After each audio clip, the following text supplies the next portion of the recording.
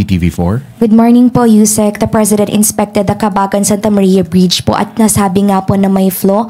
Ano po, moving forward, ano po yung gagawin natin sa mga ganitong proyekto para hindi na po maulit?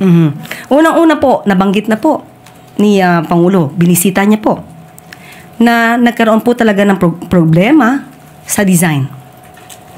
Ang sinabi niya po, tinanong din po, kung meron bang people will be held liable on this. Ang sabi din po niya ay wag muna or hindi muna tayo magbe-blame if i-fix natin ang problema. Pero sa dulo, sinabi pa rin po niya na yung dapat managot, dapat managot.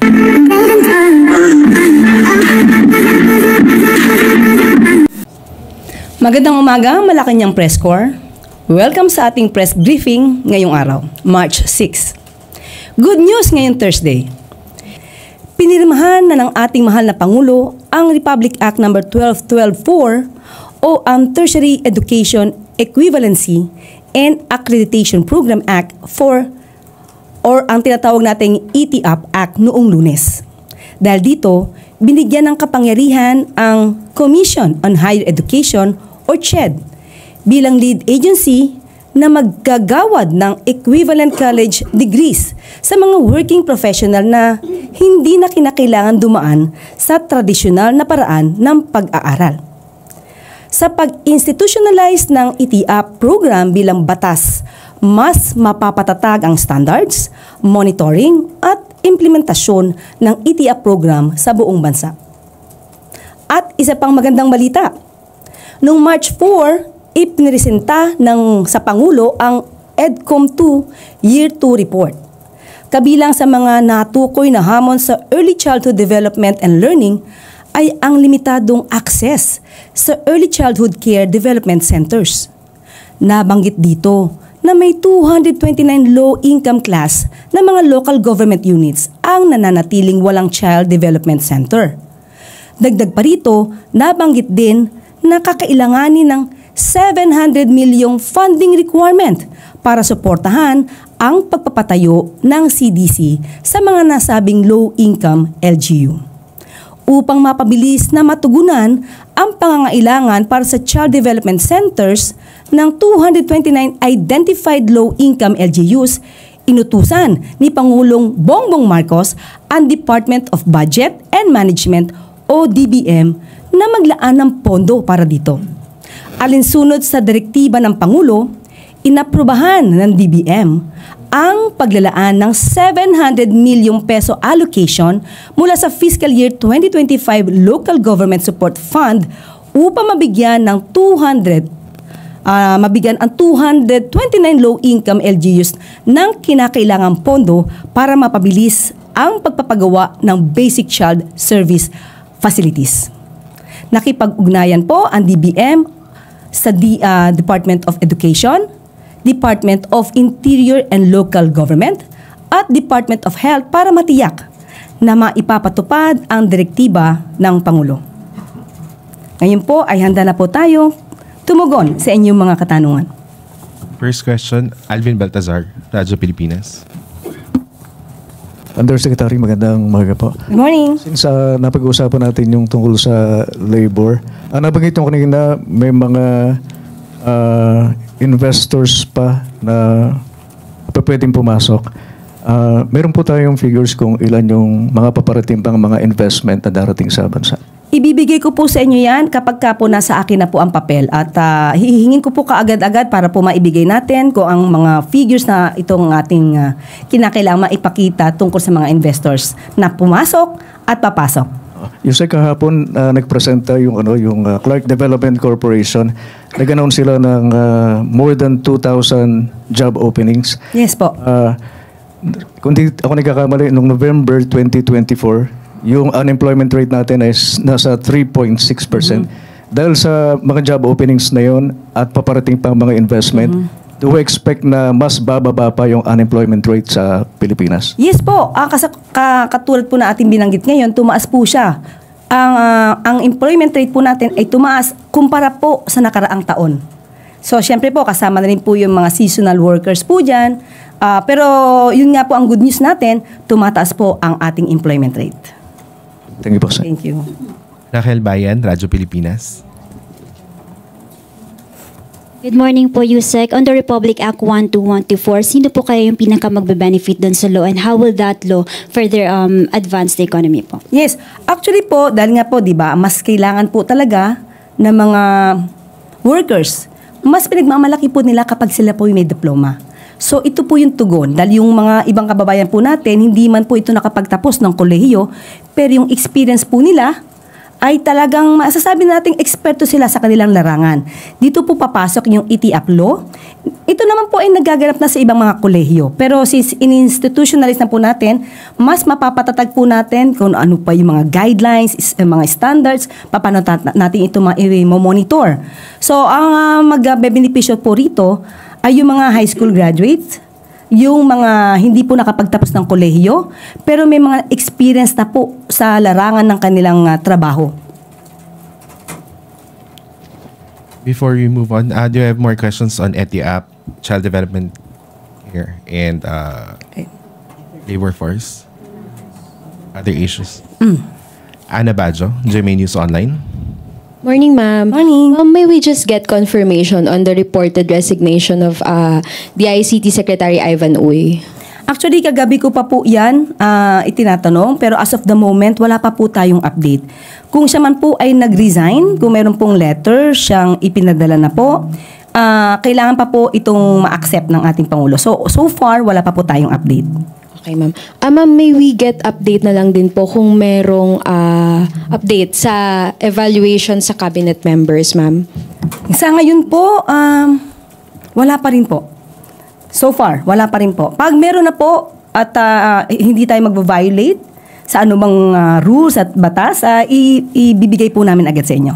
So, ma'am, klaruhin ko lang po. Wala pa pong natatanggap na letter, resignation letter ang Palas or si Presidente regarding kay Ivan Uy po. Ang pagkakasabi po sa akin ay kung mayroon mang letter. So wala pa po sa akin confirmation kung natanggap na po ng Pangulo as of the moment. At kung meron man po, wala pa pong acceptance na nanggagaling sa Pangulo. Okay, ma'am. Thank you po. Next question, Pia Gutierrez, ABS-CBN. Ma'am, napag-uusapan na po yung tungkol sa education. Pero recently, a contestant in a noontime show went viral for admitting that she's not knowledgeable about COMELEC. Na-bother din po ba ang Palace dito? Kasi many people are saying that this is proof na meron crisis sa education sa bansa. And what does the government plan to do about this? Alam, sa ating pagkakatingin dito, siguro ang pagkukulang ng isang tao, hindi naman ito agad-agad magre-reflect ng kakulangan ng ginagawa ng pamahalaan para maiangat ang level ng ating edukasyon. Kung may pagkakamali or pagkukulang ang isa, ay maaari naman niyang i-level up yung kanyang sarili, lalo-lalo na marami na po tayo mapag-aaralan through internet, using Google search, and lahat ng mga maaari nating i-search through using the computer system. Hindi po nababahala ang ating Pangulo dahil sa atin po, sa panahon po ngayon, lahat po ng paraan ay ginagawa po natin para maiangat po ang level ng ating edukasyon. Ang isa nga po rito ay ang ating binanggit kanina na dahil po malamang ang isa sa mga dahilan kung bakit meron tayong record na medyo mahina sa math at sa reading comprehension. Kaya po ang suggestion nga po dito sa EDCOM 2 ay maiangat muna natin yung foundational years ng mga bata. Kaya po naglaan na po ng pondo ang Pangulo para po magkaroon na po ng mga centers, no, para sa mga kabataan. Lalo na po sa foundational years. Kaya po yan yung pinaglalaanan ngayon ng pondo ng Pangulo. Follow up lang po, ma'am. Do you think that there's a need for our education system to adjust din po to be able to foster more social awareness lalo na sa ating mga kabataan? Kung di ako nagkakamali, meron na po talagang mga curriculum sa ibang mga high school, lalo na po sa mga social studies, yung araling panlipunan. Ito naman po talaga ay itinuturo, lalo na po yung patungkol sa pamahalaan. Sabi nga natin, kung meron man pagkukulang siguro, malamang ay ito na po rin ay dapat manggaling din sa mga estudyante, sa mga bata, na nandun din po yung kanilang pagsisikap. Pero kung ano man po ang maitutulong pa rin ng pamahalaan para iangat pa rin ang edukasyon, ang level ng edukasyon, gagawin pa rin po natin yan. Jinky Baticados, IBC 13. Hi, Yusek. Yusek, dahil napapag-usapan po natin yung edukasyon, no? Tatanungin ko lang kung ano yung nagiging stand ngayon ng Palace. Matagal na kasing ulat tong K-12 po. May sinasabi na ibabalik na lang kasi hindi naman po siya nakakatulong. Pero kung merong krisis na ganito, ano yung magiging stand ng Palace on this particular issue? Sa ngayon po, since nandyan po yung K-12, mas maganda pong pag-aralan talaga ng masinsinan kung ano ba talaga yung effect ng K-12. Pag-aaralan po to kung hindi ba nakakatulong ito sa mga estudyante. Kung tutusin po, kung aaralin po talaga ang pinaka-wisdom dito, ang rasyonale. Dagdag kaalaman po talaga ito sa mga estudyante, magkakaroon sila ng opportunity na makapagtrabaho kahit hindi college graduate.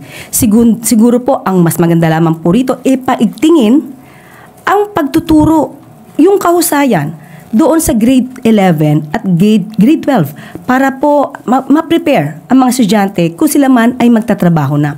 And at the same time, maaari po siguro pag isang suggestion dito, magkaroon din po siguro ng batas na magkaroon po ng requirement sa mga private companies, sa ibang mga institusyon, na magkaroon sila ng pagtanggap sa mga grade 12 graduate, parang gawing mandatory siya. Dahil po hindi ngayon nagiging voluntary lang eh. Parang prerogative ng mga kumpanya kung mag-hire ng grade 12 graduate. Siguro kung magkakaroon po ng batas na at least 1 or 2 grade 12 graduates ang inyong i-hire, mas magkakaroon po ng magandang solusyon o resulta itong mga nag-graduate po ng grade 12 kasi po mas paiigtingin nila rin ang kanilang kaalaman. Okay. Next question. O yun, ma'am. Gusto na lang i-clarify if stand daw po ba ng Malacanang yun? As of now po, pinag-aaralan po yan. Ang nabanggit po natin, maganda rin naman po ang epekto ng K-12. Pero pag-aaralan po talaga yan ng masinsinan kung ito ba talaga ay nakakabuti sa pamahalaan, ay sa mga estudyante. Ma'am, last na lang. Ma'am, kasi may good news tayo, no? Of course. Gusto kong itanong din po sa inyo, meron po bang karagdagang marching order ang Presidente, lalo na't may good news tayo sa labor force? Ano pa po yung mga dinadagdag niyang mga marching order po sa ating mga branches of government, particularly para po sa pag-create ng mga maraming trabaho? Meron pa po. Of course, unang-una po, kailangan po talaga natin magkaroon ng maraming investors. Bakit? It will generate income. It will allow Filipinos to be employed. So, yun po in general, ang masasabi natin, talaga pong pinagbubuti natin, especially din po, yung pagtitrain sa mga Filipino workers para mas maging competitive sila dito man o sa ibang bansa. Next question. Maricar Sargan, Brigada FM. Ma'am, good morning.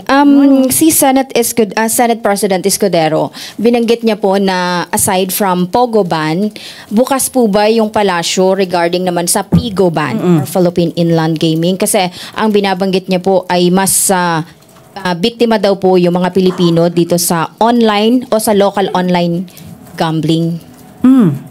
Bukas po ba yung palasyo na i-ban din po yung Pigo? Okay, as of now, napag-aralan po, continuing study po, ang ginagawa natin patungkol po sa Pigo. Okay, pinagkumpara po ngayon kung ano yung nangyari sa Pogo at saka sa Pigo. Sa Pogo, kaya po siya na-ban, total ban, dahil marami pong nangyayaring krimen because of the Pogo. Pero as of now, lumalabas po sa pag-aaral ay hindi po ito nagkikreate o nakakagawa ng krimen. Hindi siya nagiging cause or hindi siya yung nagiging dahilan, yung Pigo, para magkagawa ng krimen. Siguro kung meron po mga statistics or data, mas maganda pong ipasa po sa amin yan para makonsider po yan kung kinakailangang i-ban din po ang PIGO. Pero maliban po dyan, ang POGO po, ang hinahire po nila karaniwan ay mga foreigners. Samantalang sa PIGO po, ang sinasabi po rito, 90% Filipinos ang nagtatrabaho. And yung POGO po, kapag sila nag-a-advertise, labas po ang pera. Pero ang mga PIGOs po, kapag they spend marketing advertisement, no? Yung marketing money in the Philippines, pasok po yan sa Pilipinas. And yung POGO po, mapapansin natin, hindi po siya, nagkaroon man ng magandang pagbabayad ng tax, pero hindi po lahat. Dahil sabi nga natin, kapag kami binigyan ng isang license, minsan nakakaroon ng sub-licensees. Yung 10 na yun, hindi nagbabayad ng tax. So, nananakawan po ang Pilipinas ng mga POGO. Samantalang sa PIGO po, nagbibigay rin po siya ng napakalaking tax sa atin. Well, anyway, kung mangyayari ulit, yung nangyari sa POGO, dito sa PIGO, hindi po mag-aatubili ang Pangulo na magkaroon din po ng total ban sa PIGO. Pero syempre, kailanganin po natin ng data patungkol dito. And another po, ma'am, recently may binanggit po si Mayor Baste Duterte na parang lenient daw po ang Marcos administration towards criminal, kaya parang hindi raw po natatakot ngayon yung mga criminals na gumawa ng mga criminal activity. And binanggit niya rin na parang encouraging daw po na nakikita ng mga kriminal na hindi stricto yung presidente pagdating sa peace and order. Reaction po ng Palace. Ang tanong natin, saan niya ba nakuha ang mga data, yung mga facts na binabanggit niya, na lenient ang bagong pamahalaan o ang kasalukuyang administrasyon patungkol sa paggawa ng krimen? Sinabi na po natin ito. Panahon po ni dating Pangulong Duterte, mas mataas po ang crime rate kung ikukumpara po sa panahon ng kasalukuyang administrasyon. Yan po ay base sa statistics. Siguro po bago po magbintang at magparatang si Mayor Baste patungkol sa di umanong leniency ng Pangulo ng kasalukuyang administrasyon patungkol sa pagsasagawa ng krimen, tignan niya po muna at araling mabuti, makipag-usap sa mga abogado para malaman kung ano ang totoong records. Mas mataas po ang crime rate sa panahon ng kanyang ama. Next question, Ann Soberano, Bombo Radio. Yusek, good morning. I just want to ask kung is the President aware sa nangyaring pagbagsak po ng FA-50 fighter jet kung saan 2 piloto po ang namatay at kung may instruction po si Presidente sa Armed Forces of the Philippines regarding the incident? Thank you. Sa huli nating pagkakaalam po, natagpuan na po ito at talaga po pinamamadali po ng ating Pangulo ang maagarang pag-iimbestiga po dito kung saan nagkamali at kung ano pa ang maaaring maging remedyo sa mga ganitong klaseng pangyayari. Hindi po natin syempre po ang ating damdamin po patungkol po dyan ay nakakalungkot po kapag nangyayari sa atin to. So maagaran pong pag-iimbestigasyon din po ang inutos po ng ating Pangulo dyan. Eden Santos, Net25. Good morning, good afternoon na ba? Good afternoon po, Sec. Regarding po dito sa mainit na panahon, napag-uusapan na po ba o natalakay na ng gabinete kay Pangulong Marcos kung ano po yung mga pwedeng gawing measures, hakbangin para naman po maiwasan yung kakulangan or maranasan ng mga Pilipino yung kakulangan sa supply po ng tubig sa panahon pong ito? Sa ngayon po, yung pong water supply natin, the water supply remains significant despite change in the weather condition. As of now po, wala pa pong pag-deklara kung tayo po ay nasa El Nino na. So as of now, wala po tayong dapat alalahanin at kung meron pa po, at tayo naman po ay sanay na sa sobrang init po at tayo naman din po ay nakakaraos, of course, hindi po ito tutulugan ng gobyerno. Kung meron po talagang pagkukulang sa water supply, agad-agad din po nakikilos po ang pamahalaan. Pero syempre sabi nga po natin, natural na po yata sa Pilipinas ang ganitong klaseng condition. So, sa mga susunod pong buwan, kung sakaling mas uminit pa ang panahon, hindi naman po natin mararanasan yung mga pila-pila ng mga balde o yung water rationing na mas mahaba pa kaysa dun sa regular na pagtulo ng tubig sa mga gripo ng ating mga mamamayan. Pipilitin po natin yan. Pero as of the moment, syempre kailangan din po natin itong paghandaan. Taon-taon naman po ay kailangan paghandaan ang ganitong mga pangyayaring krisis. Thank you po. Darlene K., GMA.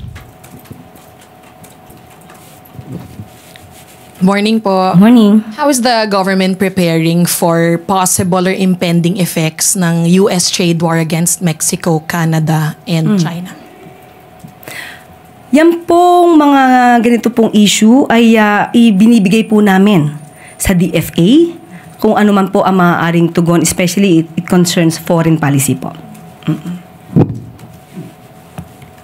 Pardilla, PTV4. Good morning po, Yusek. The President inspected the Cabagan Santa Maria Bridge po at nasabi nga po na may flaw. Ano po, moving forward, ano po yung gagawin natin sa mga ganitong proyekto para hindi na po maulit? Unang-una po, nabanggit na po ni Pangulo, binisita niya po, na nagkaroon po talaga ng problema sa design. Ang sinabi niya po, tinanong din po, kung meron bang people will be held liable on this. Ang sabi din po niya ay wag muna or hindi muna tayo magbe-blame if i-fix natin ang problema. Pero sa dulo, sinabi pa rin po niya na yun dapat managot. Yun po, ang unang-una po syempre gagawin ng administrasyon, imbestigahan po ito. Imbestigahan mula lang ito ay magkaroon ng design up to the time kung bakit pa ito itinuloy kung hindi na magandang i-design noong 2014. Bakit tinapos pa ito sa panahon ni dating Pangulong Duterte at sinasabi pa nilang Duterte legacy ito? Hindi lamang po dun hihinto. Kung may liability rin po ang sino man sa kasalukuyang administrasyon, dapat din po managot. Pero yan po ay iimbestigahan kung mayroon bang pinagkakitaan dito, not once, not twice, but many times. Aalamin po ito ng Pangulo, aalamin po ito sa pamamagitan po ng pag-iimbestiga. At maganda rin po na maisbigay nating suggestion at malamang po din yan ang gagawin ng administrasyon. I-inspect po hanggat maaari, lahat po with the help of DPWH, with the help of LGUs, lahat po ng mga tulay. Lalo-lalo na po yung naisagawa sa panahon ni dating Pangulong Duterte dahil hindi po natin alam kung nagiging under-design din po siya. Kailangan po lahat hanggat maaari ay ma-inspect. Do you have more questions? Tuesday New, DZBB. Hi, ma'am.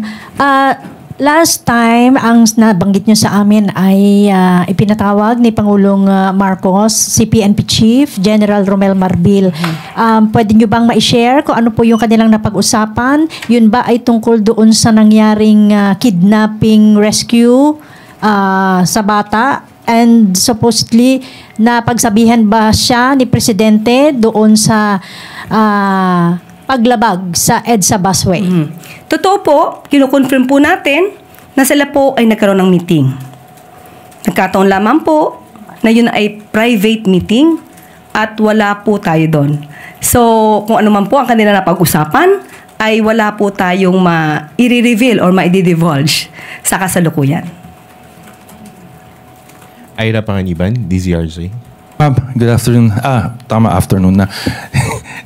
Malacanang said they will follow whatever the Supreme Court says on the PhilHealth issue. But what I'd like to know is what is the position of Malacanang regarding the setbacks that they have been receiving regarding the PhilHealth issue in the Supreme Court? Actually, later I will be having a meeting with the PhilHealth representatives so that I will be made aware of all the facts and details of this so that we can also tell to the people what really happened.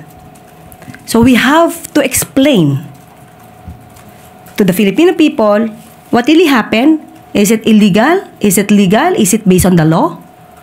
And then I will tell you what are the things that we will be talking this afternoon. Maybe tomorrow. Follow-up lang. Yeah. Follow-up lang. Yes, sir. If ever is Malacanang willing to give back the 60 billion that's being talked about in the PhilHealth issue? Whatever the Supreme Court will ask of the government to do, we will comply. Okay. Christian Yasores, DZ, Radyo 630. Good afternoon, Yusek. Maybe get lang po yung comment ng palasyo doon sa pronouncement ni Transportation Secretary Vince Dizon na plano niyang iscrap yung kontrata doon sa construction ng Unified Grand Central Station dahil sa delayed completion, dapat daw 2021 pa. Hindi po ba to conflict doon sa directive ni Pangulo sa kanya na dapat i-prioritize yung mga key infrastructure projects related to transportation? Sa kasalukuyan po ay hindi pa po namin napag-uusapan. Hindi pa po namin nasasama ito sa aming agenda sa meeting. Pero kapag ka po nagkaroon tayo ng pagkakataon na makausap ang Pangulo patungkol dyan at sa Secretary Vince Dizon, sasabihin ko po sa inyo kung ano po ang pinakahuli na napag-usapan patungkol dyan. Thank you po. I think we don't have any more questions. Is it clear? Okay. At dito na po nagtatapos ang ating briefing. Maraming salamat. Malacanang Press Corps. Magandang tanghali para sa bagong Pilipinas.